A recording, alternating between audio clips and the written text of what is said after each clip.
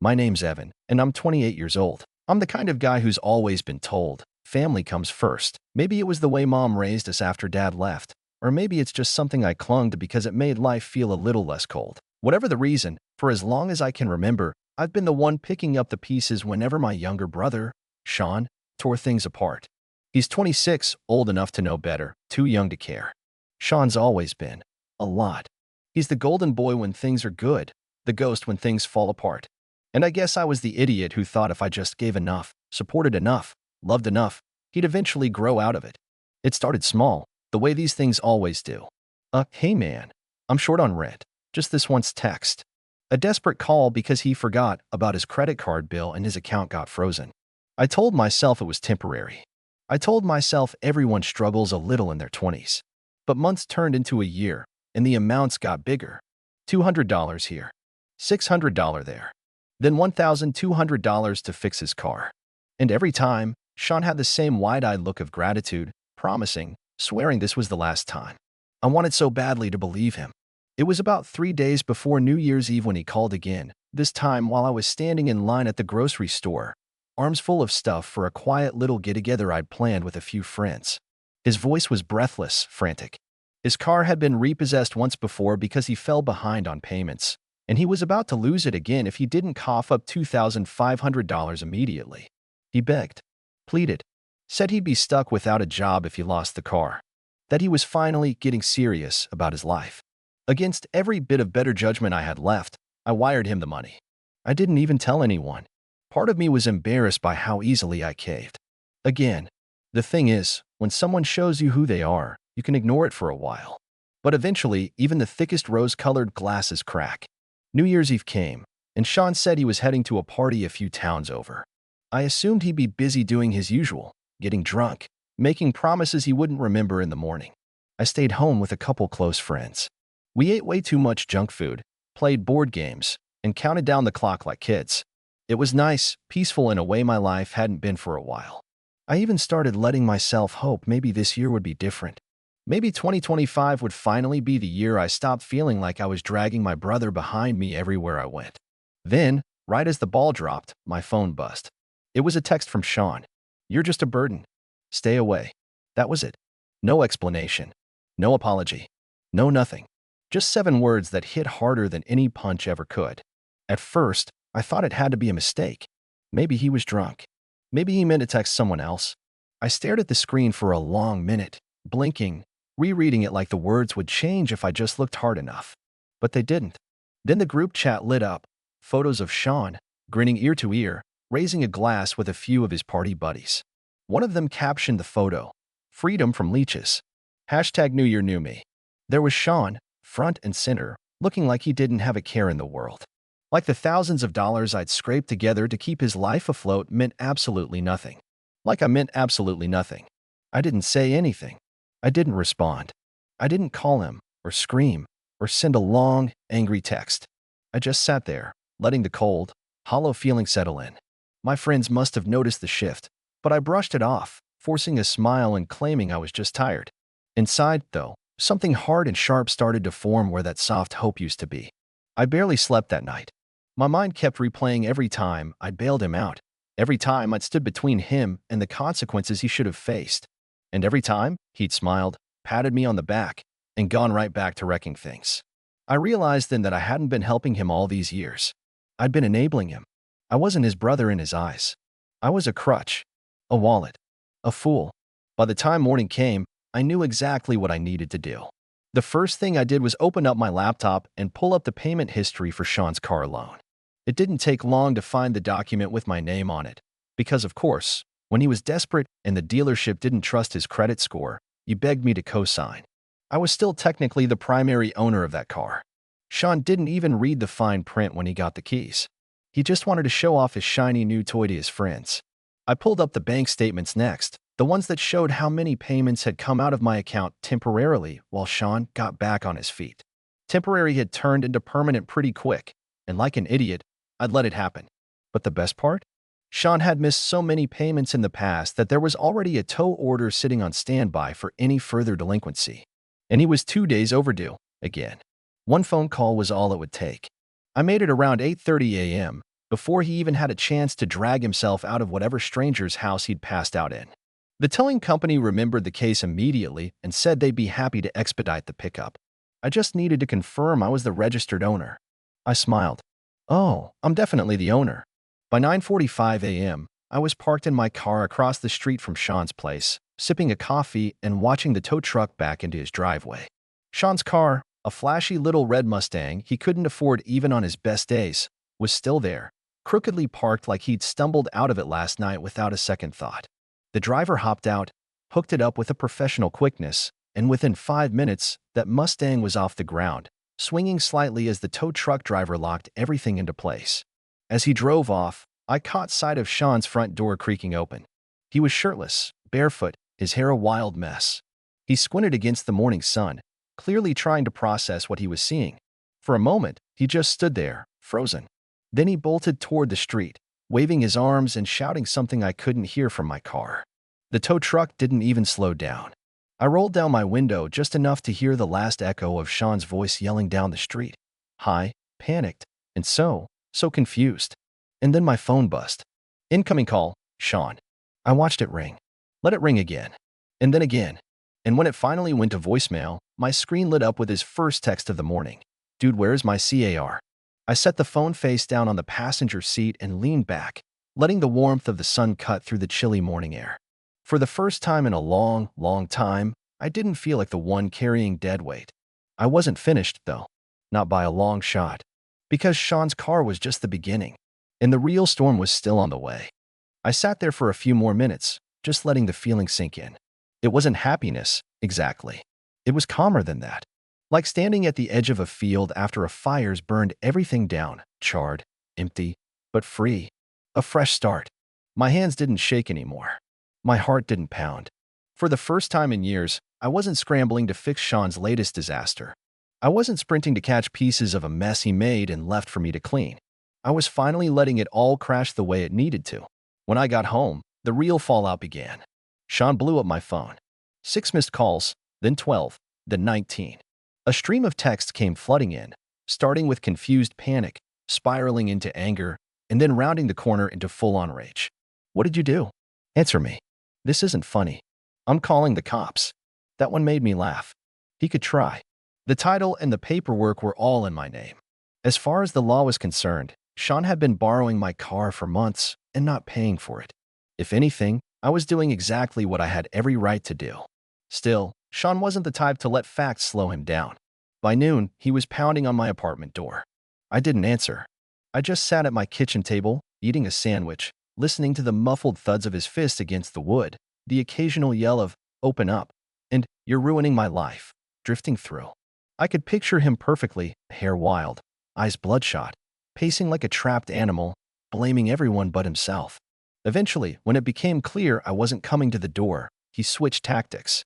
He slid a note under the door. I didn't even pick it up for an hour. When I finally did, it was just one line, scribbled angrily in black marker. "You'll be sorry." Classic Shawn. Always making threats when he couldn't win an argument. I leaned back in my chair and stared at the ceiling, thinking about everything that had led up to this moment. Years of bending. Years of swallowing anger and disappointment. Years of telling myself he'd change if I just hung on a little longer. I thought about the times I paid his rent so he wouldn't get evicted, while I ate ramen noodles for dinner. The time I sold my gaming console, my one real outlet, to cover his utility bill because he'd blown his paycheck at a casino. The birthday gifts that were on the way, but never arrived. The times he promised to pay me back next week, but next week always became next month, and next month always became never. And worst of all, I thought about the way he smiled when things were good, all charm and bright teeth and backslaps, until the moment he decided I was a burden. A leech. Disposable. I wasn't disposable anymore. I didn't block his number. I didn't need to. Ignoring him was so much sweeter. Letting him scream into the void while I moved on with my life was a quiet kind of revenge that tasted better than anything loud or messy. The next day, I called the bank about the account I'd let him use, the one I had stupidly kept open so he could start saving under my guidance. Surprise, surprise, it was overdrawn. Again, not anymore. I closed the account while I was on my lunch break. I also canceled the credit card he had a secondary user slot on, one he swore he never used but somehow racked up $1,200 in Uber Eats and bar tabs. I paid off the remainder myself, canceled it, and removed every single link between us financially. It felt like cutting the last rotten rope off a sinking ship. Then came the final piece. Remember that $2,500 I sent him just before New Year's? Yeah, that was a wire transfer through my bank, and because Shawn had agreed, via text, to repay it as a loan, I had the receipts to prove it wasn't a gift. I filed a small claims case that same afternoon. I didn't expect to get the money back. Shawn didn't have two pennies to rub together, but I didn't care. I wanted it on record. I wanted him to get served. I wanted the paper trail to exist, following him around like a bad smell. By the time the court date rolled around, I imagined him trying to explain to a judge how the burden he toasted his freedom from somehow still managed to take him down with a few well-placed signatures. But I wasn't done yet. I started going through everything. Every payment, every favor, every receipt, every email.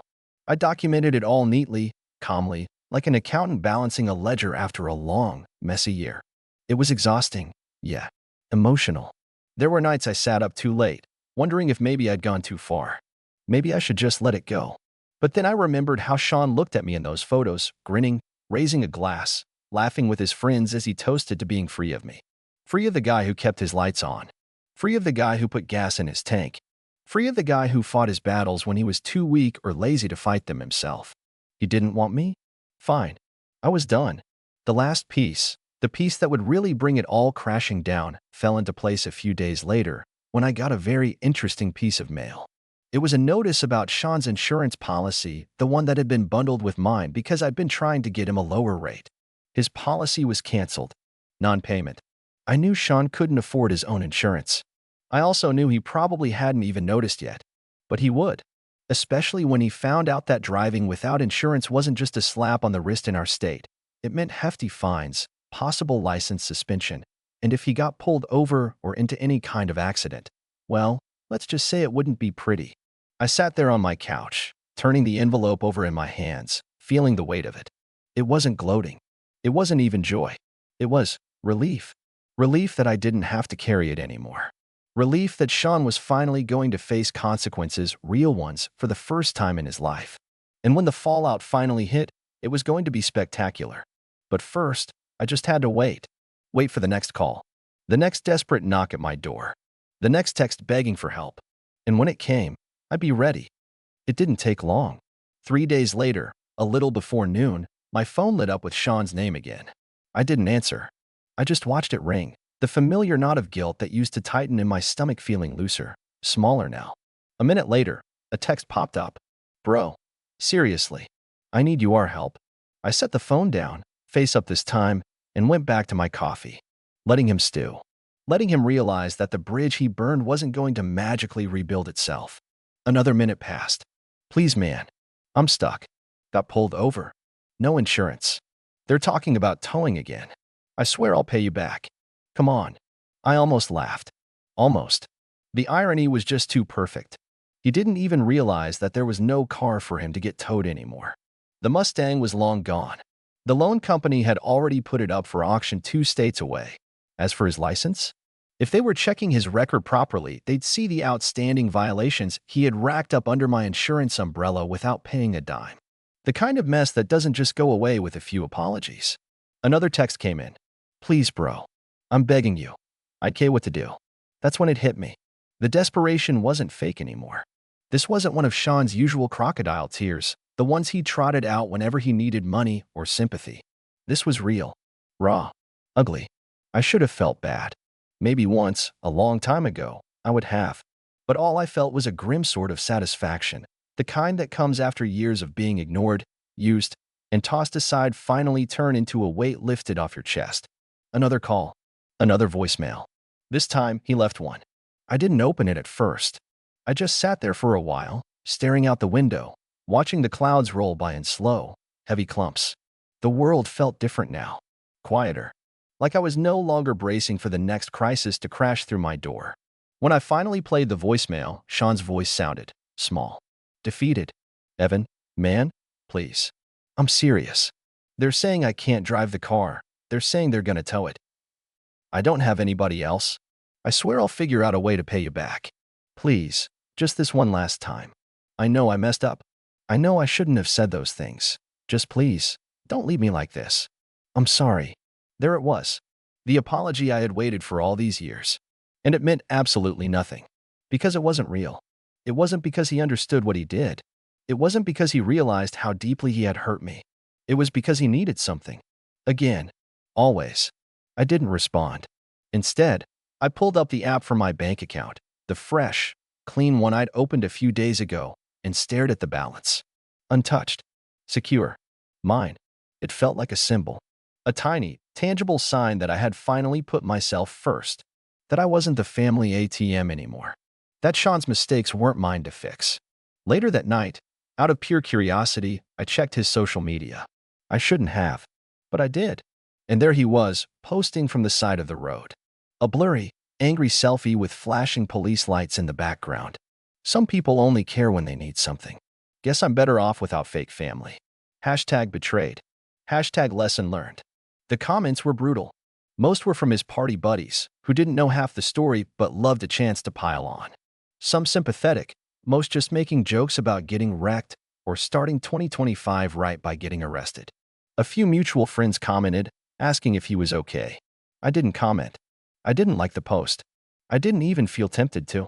Because Shawn was right, in a way. He was better off without fake family. And so was I. The next morning, I woke up to a quiet apartment. No frantic texts. No missed calls. Just sunlight filtering through the blinds and the slow, steady hum of a life finally becoming mine again. I went for a walk around the neighborhood, breathing in the crisp January air, feeling lighter than I had in years. No more waiting for the next explosion. No more trying to fix someone who didn't want to be fixed. When I got back home, there was one more message from Shawn waiting. It wasn't angry this time. It wasn't desperate. It was just 2 words. I'm sorry. I didn't reply to Shawn's apology. I didn't even open the message again after the first time. There was nothing left to say. It wasn't that I hated him. Hate would have been easier, honestly. Hate at least implies you still care, still feel something sharp and alive. What I felt now was distance.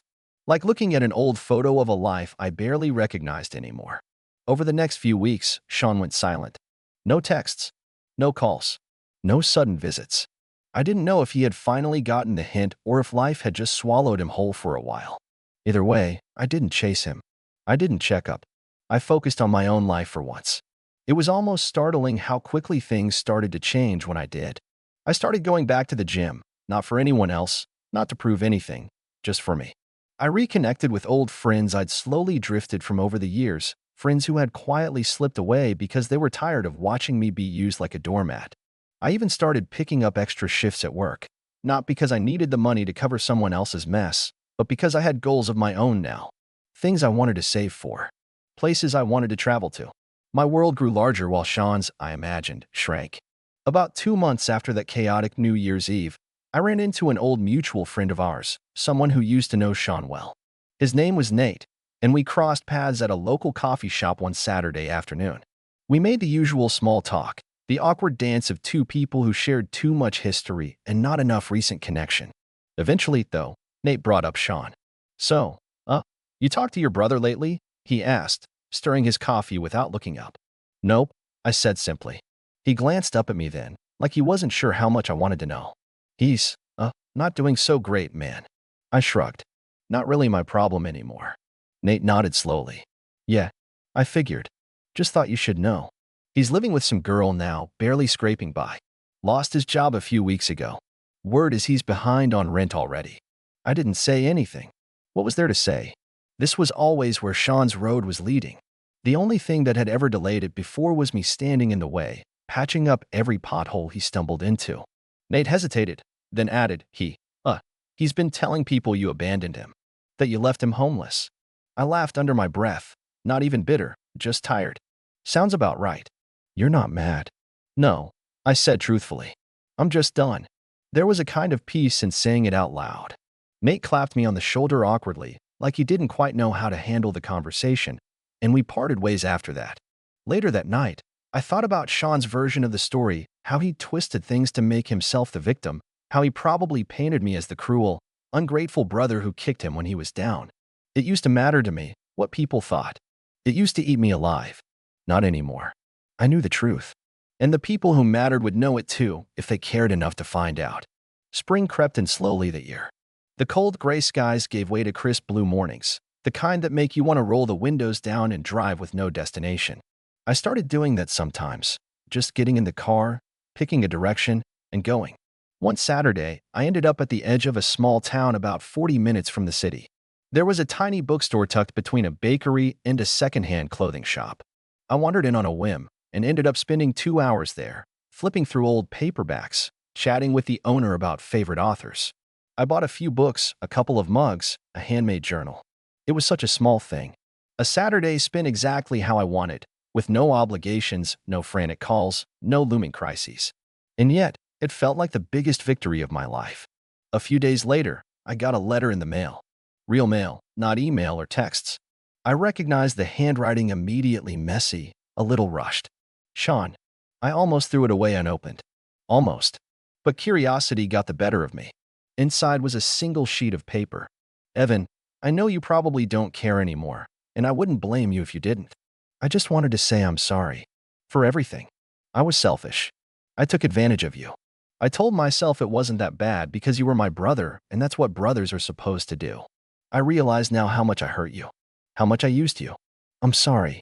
You were the only person who ever really tried to help me. I see that now. And I ruined it. I'm trying to get better. I don't expect you to believe me. I just needed you to know. Thank you for everything you did, even if I didn't deserve it. Shawn. I sat there with the letter for a long time, turning it over in my hands. It was more genuine than anything he had ever said to me before. More honest. And maybe, just maybe, he meant it this time. But I didn't write back. Not out of anger. Not out of spite. Out of understanding. Some chapters in life aren't meant to be reopened. Some bridges stay burned, not because of hate, but because rebuilding them would only lead back to the same hurt, the same cycle. Forgiveness doesn't always mean letting someone back into your life. Sometimes it just means wishing them well, from a distance. I folded the letter neatly, placed it in a drawer, and went about my day. And when summer finally arrived, bringing long evenings and warm golden light, I realized something beautiful. I wasn't surviving anymore. I was living. And I wasn't carrying anyone else's weight but my own.